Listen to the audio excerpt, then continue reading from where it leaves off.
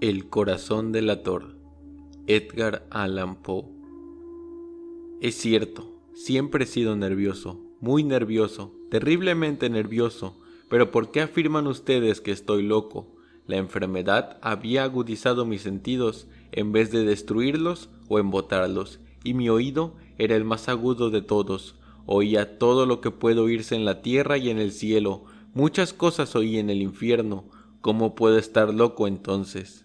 Escuchen y observen con cuánta cordura, con cuánta tranquilidad les cuento mi historia.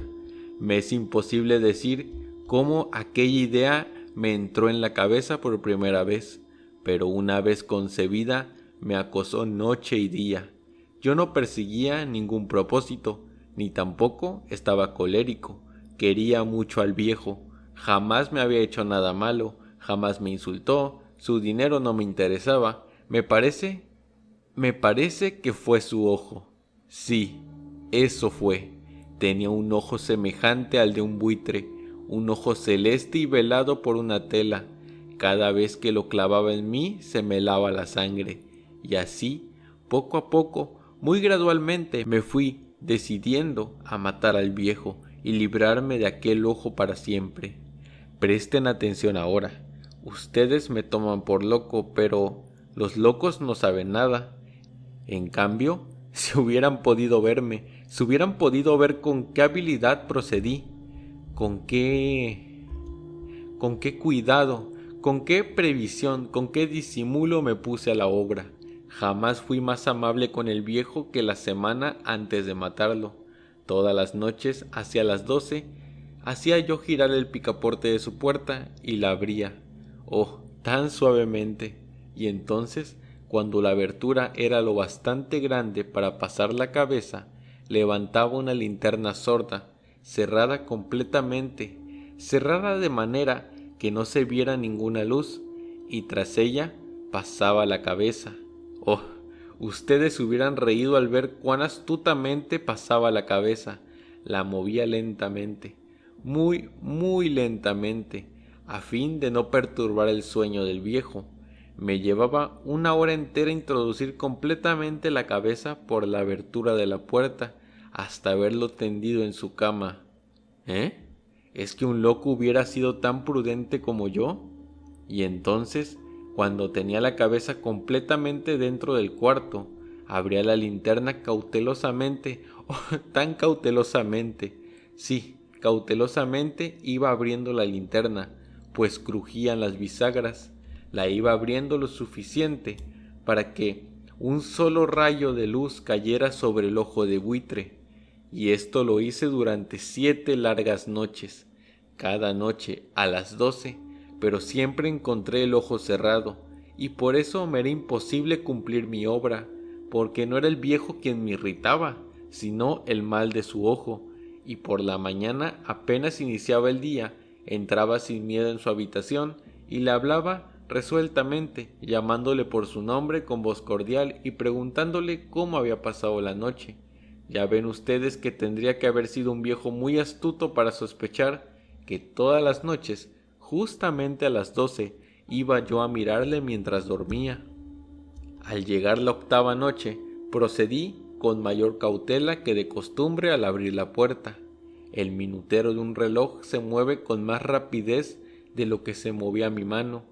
Jamás antes de aquella noche había sentido el alcance de mis facultades y de mi sagacidad.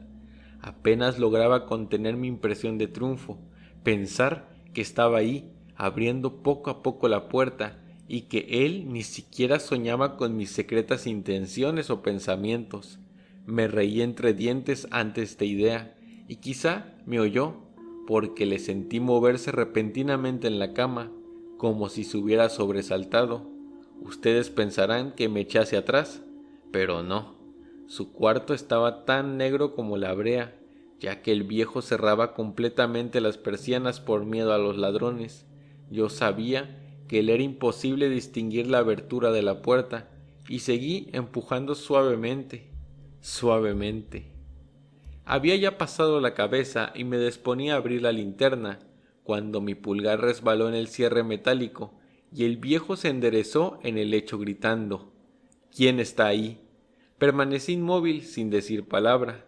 Durante 1 hora entera no moví ni un solo músculo, y en todo ese tiempo no oí que volviera a tenderse en la cama.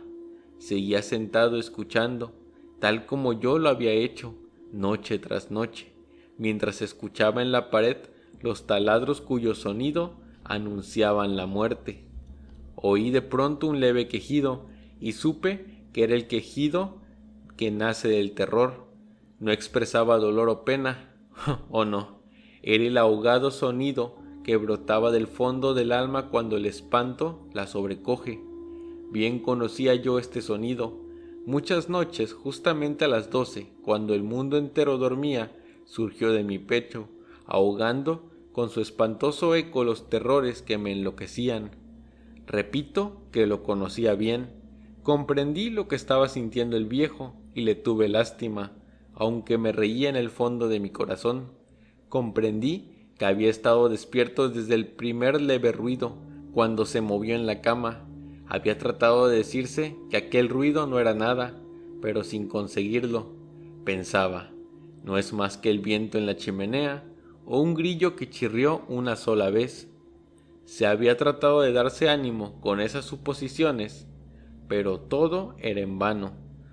Todo era en vano porque la muerte se había aproximado a él, deslizándose furtivamente y envolviendo a su víctima, y la fúnebre influencia de aquella sombra imperceptible era la que le movía a sentir, aunque no podía verla ni oírla, a sentir la presencia de mi cabeza dentro de la habitación. Después de haber esperado largo tiempo, con toda paciencia sin oír que volviera a acostarse, resolví abrir una pequeñísima ranura en la linterna. Así lo hice. No pueden imaginarse ustedes con qué cuidado, con qué inmenso cuidado, hasta que un fino rayo de luz semejante al hilo de la araña brotó de la ranura y cayó de lleno sobre el ojo de buitre. Estaba abierto de par en par, y yo empecé a enfurecerme mientras le miraba. Le vi con toda claridad, de un azul apagado y con aquella horrible tela que me lava hasta el tuétano, pero no podía ver nada de la cara o del cuerpo del viejo, pues como movido por un instinto, había orientado el haz de luz exactamente hacia el punto maldito. ¿No les he dicho ya que lo que toman erradamente por locura es sólo una excesiva agudeza de los sentidos? En aquel momento llegó a mis oídos un resonar apagado y presuroso, como el que podría ser un reloj envuelto en algodón. Aquel sonido también me era familiar, era el latir del corazón del viejo. Aumentó aún más mi furia, tal como el redoblar de un tambor que estimula el coraje de un soldado. Pero incluso entonces me contuve y seguí callado. Apenas si respiraba, sostenía la linterna de modo que no se moviera, tratando de mantener con toda la firmeza posible el haz de luz sobre el ojo. Entretanto, el infernal latir del corazón iba en aumento, se hacía cada vez más rápido, cada vez más fuerte, momento a momento. El espanto del viejo tenía que ser terrible, cada vez más fuerte, más fuerte. ¿Me siguen ustedes con atención? ¿Les he dicho que soy nervioso? Sí lo soy, y ahora, a medianoche, en el terrible silencio de aquella antigua casa, un resonar tan extraño como aquel me llenó de un horror incontrolable. Sin embargo, me contuve todavía algunos minutos y permanecí inmóvil, pero el latido crecía cada vez más fuerte, más fuerte. Me pareció que aquel corazón iba a estallar, y una nueva ansiedad se apoderó de mí. Algún vecino podría escuchar aquel sonido. La hora del viejo había sonado. Lanzando un alarido, abrí del todo la linterna y me precipité en la habitación. El viejo clamó una vez, nada más que una vez. Me bastó un segundo para arrojarle al suelo y echarle encima el pesado colchón. Sonreí alegremente al ver lo fácil que me había resultado todo, pero durante varios minutos el corazón siguió latiendo con un sonido ahogado. Claro que no me preocupaba, pues casi podría escucharlo a través de las paredes. Cesó por fin de latir. El viejo había muerto. Levanté el colchón y examiné el cadáver. Sí, estaba muerto, completamente muerto. Apoyé la mano sobre el corazón y la mantuve así largo tiempo. No se sentía el menor latido. El viejo estaba bien muerto. Su ojo no volvería a molestarme. Si ustedes continúan tomándome por loco, dejarán de hacerlo cuando les describa las astutas precauciones que adopté para esconder el cadáver. La noche avanzaba mientras yo cumplía mi trabajo con rapidez, pero en silencio. Ante todo, descuarticé el cadáver, le corté la cabeza, brazos y piernas. Levanté luego 3 planchas del piso en la habitación y escondí los restos en el hueco. Volví a colocar los tablones con tanta habilidad que ningún ojo humano, ni siquiera el suyo, hubiera podido advertir la menor diferencia. No había nada que lavar, ninguna mancha, ningún rastro de sangre. Yo era demasiado precavido para eso. Una cuba había recogido todo. Cuando hube terminado mi tarea eran las 4 de la madrugada, pero seguía tan oscuro como a medianoche. En momentos en que se oían las campanadas de la hora, golpearon a la puerta de la calle. Acudí a abrir con toda tranquilidad, pues, ¿qué podría temer ahora? Hallé a 3 caballeros que se presentaron muy civilmente como oficiales de policía. Durante la noche, un vecino había escuchado un alarido, por lo cual sospechaban la posibilidad de algún atentado. Al recibir este informe en el puesto de policía, habían comisionado a los 3 agentes para que registraran el lugar. Sonreí, pues, ¿qué tenía que temer? Di la bienvenida a los oficiales y les expliqué que yo había lanzado aquel grito durante una pesadilla. Les hice saber que el viejo se había ausentado a la campaña. Llevé a los visitantes a recorrer la casa y los invité a que revisaran bien. Finalmente acabé de conducirlos a la habitación del muerto. Les mostré sus caudales intactos y cómo cada cosa se hallaba en su lugar. En el entusiasmo de mis confidencias, traje sillas a la habitación y pedí a los 3 caballeros que descansaran allí de su fatiga, mientras yo mismo, con la audacia de mi perfecto triunfo, colocaba mi silla en el exacto punto bajo el cual reposaba el cadáver de mi víctima. Los oficiales se sentían satisfechos, mis modales los habían convencido. Por mi parte me hallaba perfectamente cómodo.